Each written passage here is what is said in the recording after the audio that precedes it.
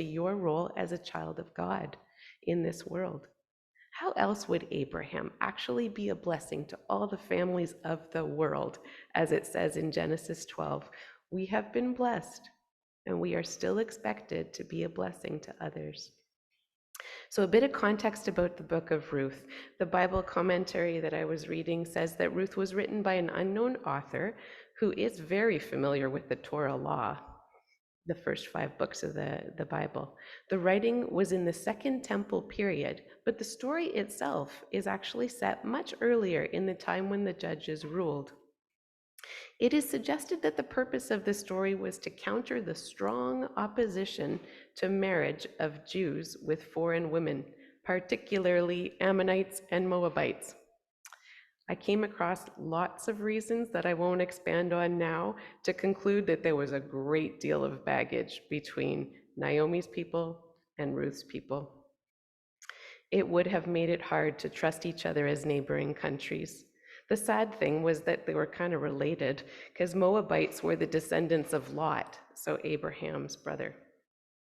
An academic paper on the book of Ruth proposed 2 additional thoughts that I kind of thought were interesting as to why Moab is actually involved in this context.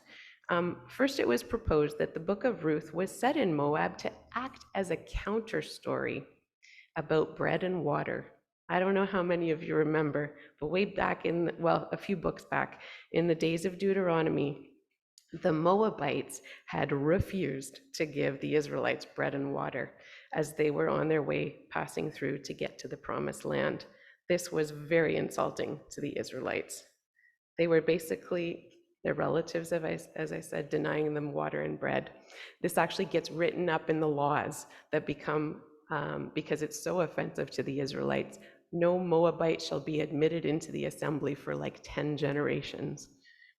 Whereas here, in the story of Ruth, the Moabites welcomed Elimelech, Naomi, and their sons, definitely gave them food, definitely gave them water, and also gave them a home in their land in Moab. So we have a new story of loving kindness regarding bread and water from the Moabites toward the Israelites. The heart is opening with the book of Ruth.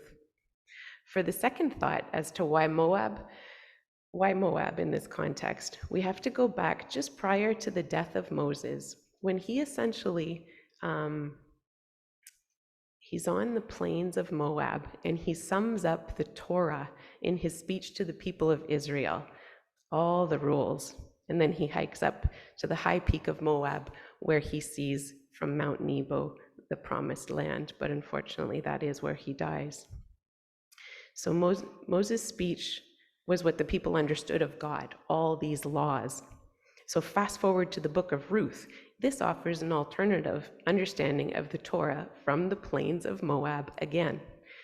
Rather than the interpretation of the Torah or book of Moses as per Ezra and Nehemiah, which tended to be extremely harsh and heavy on the rules of exclusivity, it was almost impossible for a foreigner to belong, as they were not the original Jewish people, even if they followed Yahweh.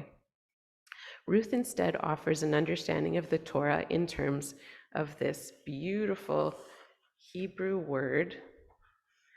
I had to work at drawing it. It's spelled chesed, but it's pronounced hesed, and it means loving kindness. I don't know where to stick it.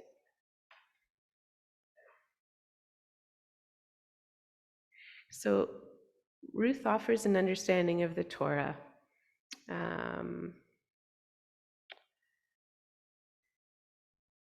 So hesed, loving kindness, means to serve individuals with actions rooted in compassion and empathy.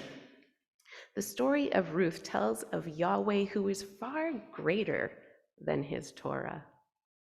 The story of Ruth even has the softening of the law out of love. We see the combining of redeeming a field with the Levirate marriage rules. In Ruth, the law regarding the redemption of a woman becomes a logical extension of the law of Levirate marriage. Later rabbinic interpretation in which different laws are combined and their discrepancies are reconciled it grows, just as Hoy's been teaching us with his sermons. So the rule about no Moabite admitted to the assembly later gets softened to say, no, we just meant the male Moabites, the females are okay. So Ruth is a more mature and noble variation of the women who have gone before her with bold actions prior to her in our Hebrew history. So many rules to follow with their understanding of Torah, and it points to our simpler time, Matthew 20:20, 38 to 40. And last week was love the Lord with all your heart and soul and mind. And then this week, love your neighbor as yourself. All the laws and the prophets hang on these two commandments. So it just all points to Jesus. So yeah, Hoy's message has been setting us up well to see how thought has evolved in terms of understanding what love looks like, even as we compare these early Hebrew writings with the time that Ruth was written. You can somehow feel that we're getting closer to the time of Jesus in the book of Ruth.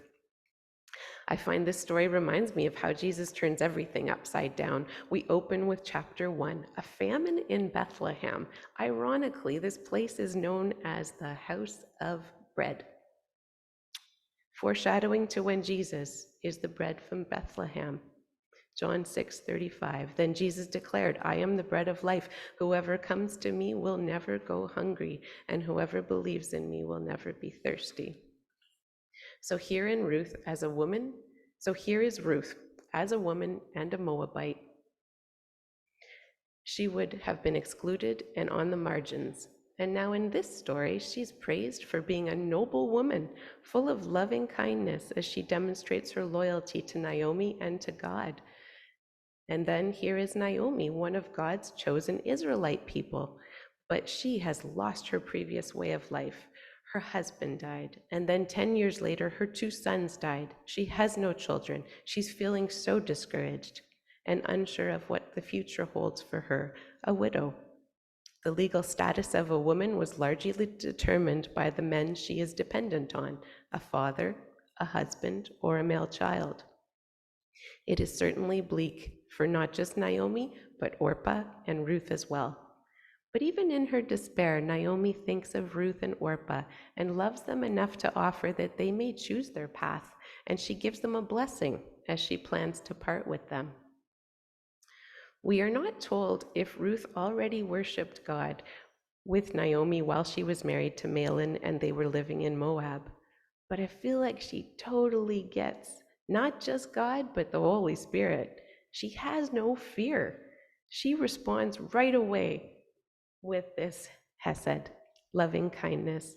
Ruth's actions tell me that she comprehends solidarity and the value of being with someone in their grief, perhaps even holding out hope for another who cannot hope for themselves. Naomi sounds hopeless and full of despair. Chapter 1 actually ends with her renaming herself. Her name meant pleasant. Naomi means pleasant. She renames herself to Mara, which means bitter. Naomi's tragedy leads her to think that God is punishing her. How often do we get stuck looking at what is right in front of us and miss the larger story that we cannot see as clearly? This is a reminder for us to use our imagination more often and ask for God's help, as He can see so much more than we can. Many times, like with Ruth, the people around us can see what we cannot. Words of encouragement and hope are so very meaningful. Hebrews 11:1 gives us the definition of faith. What is it? It's faith is the substance of things hoped for and the evidence of things not seen. I think Ruth and Naomi had a tiny spark of faith happening as they hold together in this uncertain time. I had to include my Uncle John because the calls are getting more and more. But yesterday, I'm so glad I picked up. He shared this beautiful song from probably his childhood, and it speaks a little bit of just the faith piece, so I thought I would share. Whisper a prayer in the morning, whisper a prayer at noon, whisper a prayer in the evening to keep your heart in tune. God answers prayer in the morning. God answered prayer at noon. God answers prayer in the evening. So keep your heart in tune. Is it hard to have faith that God will continue to walk with us? He has certainly proven himself time and time again. It is perhaps, instead, our own insecurities that interfere with our understanding of who we are in God and how much he loves us. Reading about all the history between Moabites and Israelites, Naomi had no doubt been told a lot of details over the years. This is a little bit me imagining being Naomi, so forgive the stretch. She probably had lots of good, but maybe some not so good teaching that made her heavy-hearted in this season of life. No children, widowed, no hope for a future. Imagine how she must have felt. Naomi, Elimelech, and their sons, they were wealthy before the famine in Jerusalem. They walked away from all of that. Were they seen as selfish, pursuing their own needs?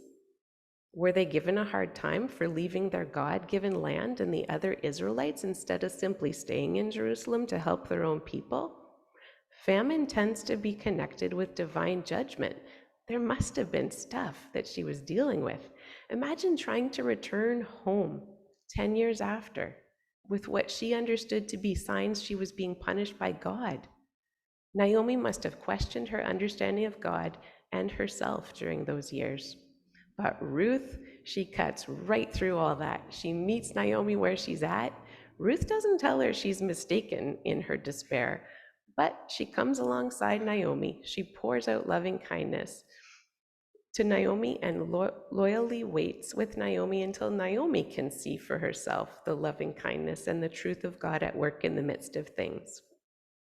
Ruth demonstrates incredible character, boldness of faith, but this humility and vulnerability gleaning in the fields that have already been harvested. It was dangerous work, backbreaking work. She must have felt some humiliation for the need to ask for handouts. But she does this out of love for Naomi and love for God.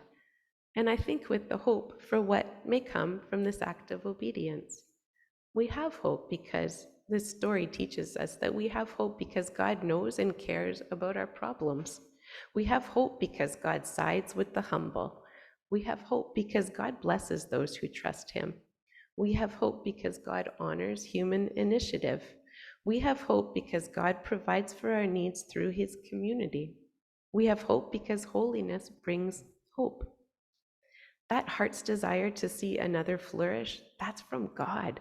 I believe that is one of God's deepest longing, is to show us that type of new life, that character growth and wisdom that is revealed when we know we are loved by him, seek to follow his ways, and share that same love with others.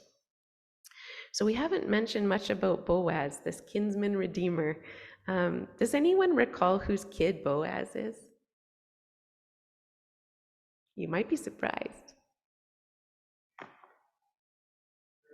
Rahab. Well, you had a clue. Yes. Thank you, Strawn. Yeah, Rahab. Remember the scarlet robe and the prostitute? And this is Boaz's mom. Yeah. Um, anyway, Rahab just had amazing faith. She had heard about God, the God of Israel, and she does this bold move, saves the spies. In turn, they rescue her and her family. It's a beautiful story. He's got interesting genes, and so yeah. Okay, Boaz shows generosity to the immigrant and the poor as per Levitical laws. There were rules about this stuff. We actually have rules too. My sister-in-law, Megan, works really hard to make some good rules about refugees and looking after them. So I wonder, Boaz shows loving kindness begets loving kindness. Boaz is impressed with Ruth's loving kindness and loyalty to Naomi, and it stirs something in him to do even more goodness.